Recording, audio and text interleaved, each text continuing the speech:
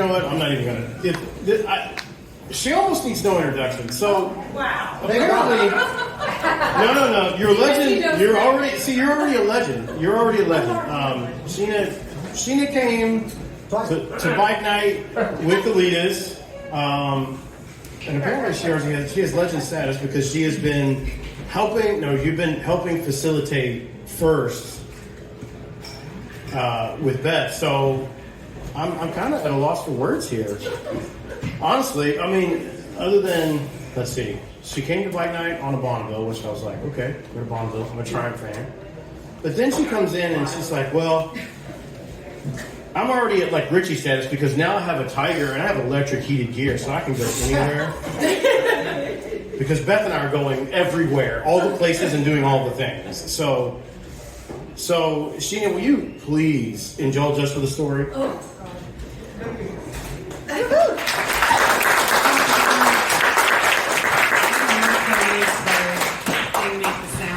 okay. So hi everybody, I'm Sheena. I don't know if I should sit. I'm a little nervous, sorry.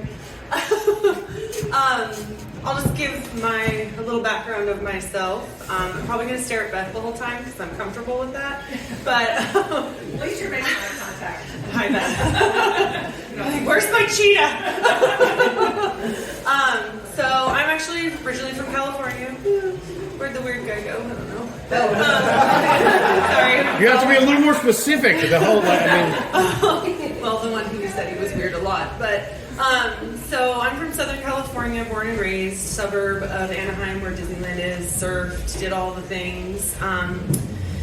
My first introduction to motorcycles was a really douchey guy when I was 18, and of course I was 18 and I was stupid, and I was like, sure, I'll go to the back of your bike, I don't know you. You could take me off into the woods and murder me, but yeah, that sounds like a good plan, so... Got on the back of his tiny little crotch rocket, which my ass barely fit on, but whatever. Girls, you know what I'm talking about. So, yeah, there's a reason why. Anyways.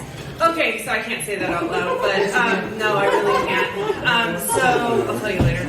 But, so I'm riding around on his, it was like an R1 or something. Really douchey. And he was a terrible rider. Like, I almost died like 3 times that night. And I have control issues. I'm a Scorpio. Yeah, it's terrifying. So, so I was like, no, I'm going to get my own bike. And my dad's scary. I'm the middle of 3 daughters. I'm considered the bad one.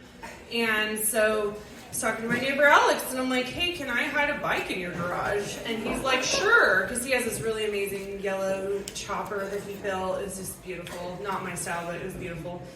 So I used to hide it in there, and I'd be like, I'm going to go over to Annie and Alex's. Sorry, Annie and Alex. Hopefully my parents never see this. And they'd be like, wow, you've been over there for like 4 hours. I'm like, oh yeah, they're just really nice, and I just hang out all day. As my bike pulls out of the driveway. So my first bike was a Gixxer 600, which is way less douchey than an R1, but, and I was 18, so I thought it was super cool. Riding, I got my full leathers, go to Cook's Corner, just up and down PCH, no fear. And this is kind of where I'm getting into my first. This was my first real hard lesson, combined with my first crash.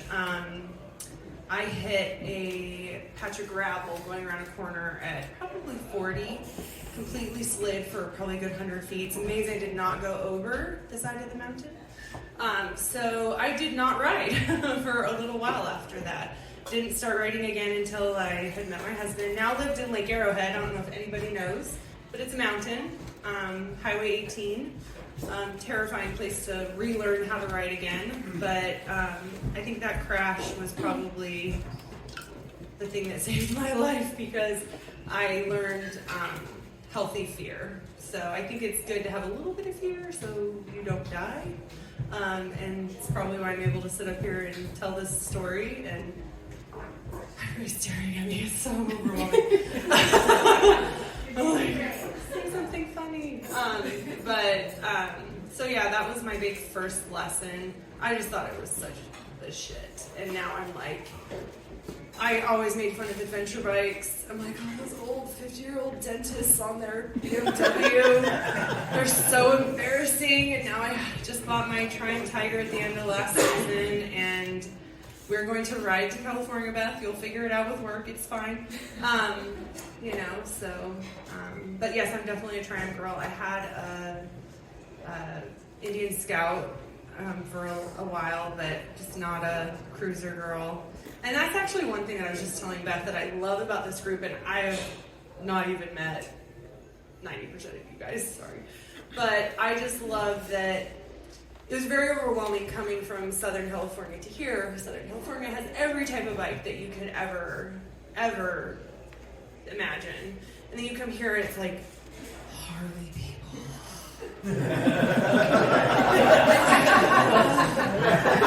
Can't stand Harley people, no offense. But I didn't know that Harley guy I'm talking about. It's not like I know some great Harley people. We were just talking about Jens, who was amazing and saved our lives on a ride. So, he's amazing, but like the bagger guy. Just kidding. Anyways, sorry. It's like when Sons of Anarchy came out, you know who you are. So, anyways, it's just so nice to be a part of a group where they're like, that's a Bonneville, that's amazing, that's awesome. So, here I am 20 years later, still alive, still writing. Actually, 21 now. Anyways, yeah, that's my story. I'm not going to talk to her for 30 minutes because it's freaking me out. So, okay, bye.